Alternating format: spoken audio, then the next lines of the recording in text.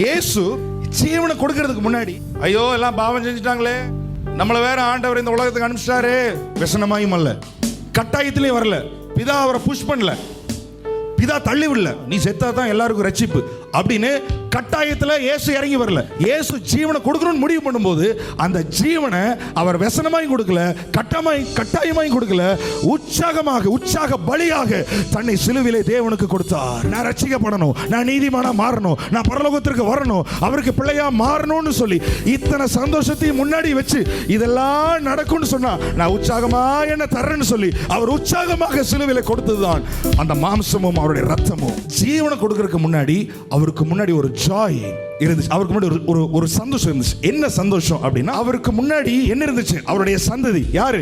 நீங்களும் நானும் தான். யாரெல்லாம் இயேசுவுக்கு பிள்ளைகளா இருக்கிறோம்? சிலுவையை தூக்கிட்டு போகும்போது நீங்களாம் அவருக்கு முன்னாடி வந்தீங்க. சிலுவையில் தொங்கும் போது உங்க முகமெல்லாம் அவருக்கு முன்னாடி தெரிஞ்சது. உங்க நல்ல வாழ்க்கை, நீங்க ரட்சிக்கப்படுறது, நீங்க ஆண்டவருக்கு சாட்சியா இருக்கிறது, உங்க எல்லைகள் விரிவாகிறது, அவர் உங்களை ஆசீர்வதிக்கிறது, கடவுளுக்கே பிள்ளையா மாறுறது.